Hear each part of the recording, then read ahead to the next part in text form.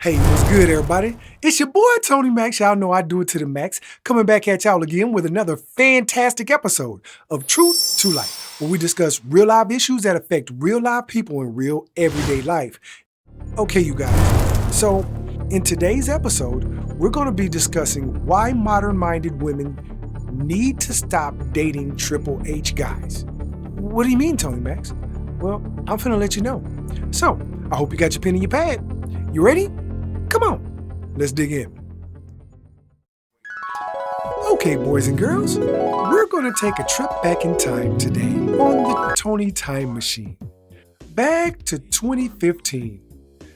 Well, I used to work in one of my old jobs consisted of concrete work, where we were building the highway dividers. Well, the attire, the uniform for that particular job, as I'm sure many of you can assume, was rugged jeans like PPE, wear the shirts, etc., and boots, and of course a hard hat. So I'm working and doing my thing. I was there for maybe almost a year or maybe a little over, one of the two. So anyway, I get off work one day, and on my way to the house, CVS was along the way.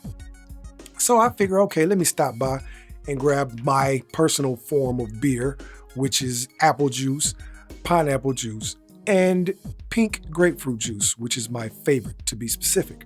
So I go on in and I'm doing my little walking around. I seen me a little shouty in there, but I had me somebody at the time. So I really wasn't doing no tripping. Plus I was tired and I just really wasn't trying to be bothered at that particular time. So I go and get my juice. And by the time I get back to head up to get in the line, she happened to be there with her mom, right? Her mama still looked like she was, still holding on a little bit, like she was maybe in her early 50s or something like that.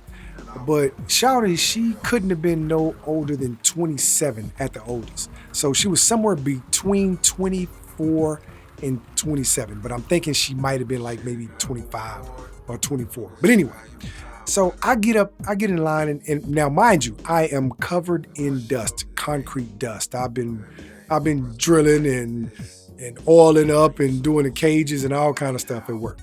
So first, while I'm standing in line, the mother glances at me, and then she glances at her daughter. And then she glances back at me, and then she speaks. Of course, and naturally, I speak to the mother. Hello, I speak. And then I speak to the daughter. Now, when the mother looked at the daughter, she gave the daughter those eyes, like the green light, like, girl, you better talk to him. This is the one that you need. But I just really wasn't feeling it. She was jazzy, and I should have got at her because she was every bit of she was in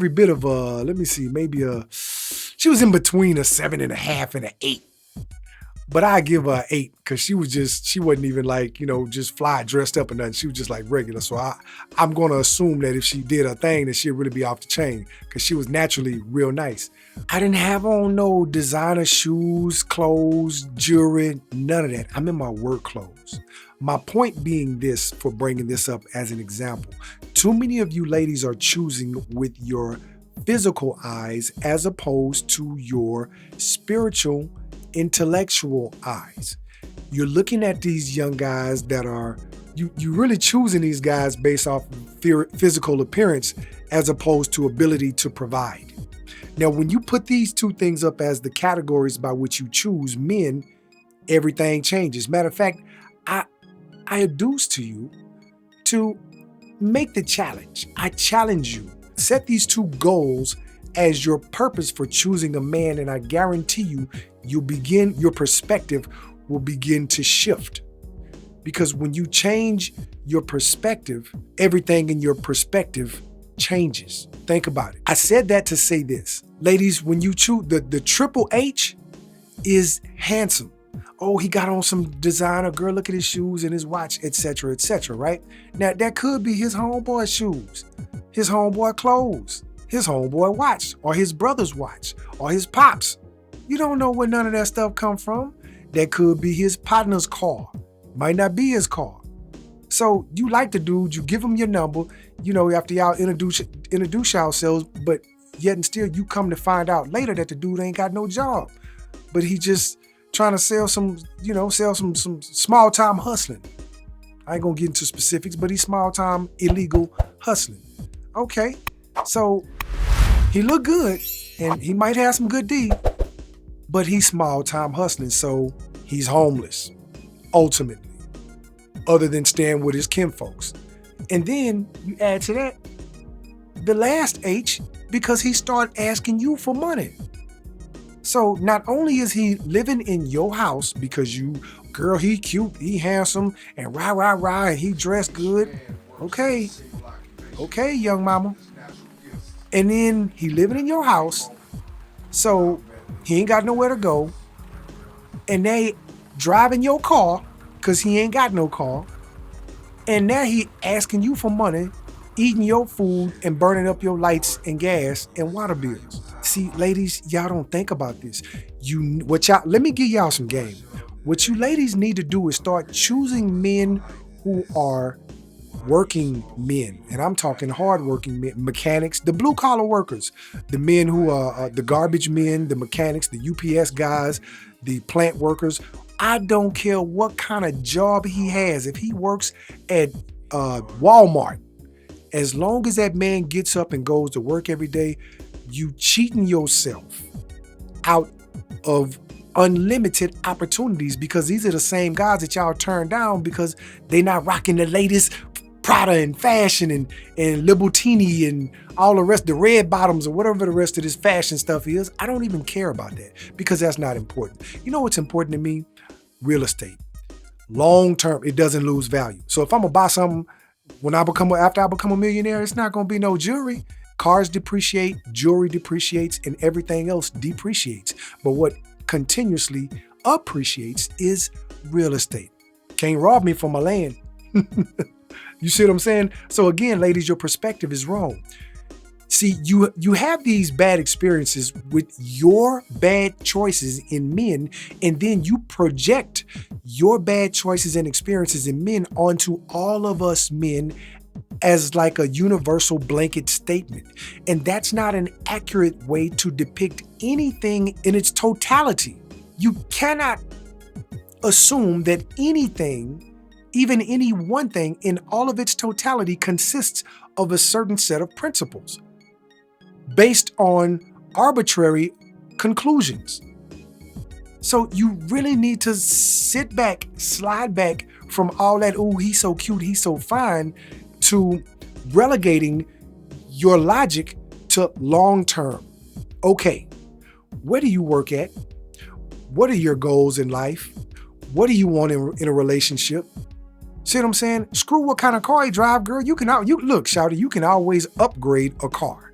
Who cares about a car? You can get you whatever you want, because that's nothing, that's stuff.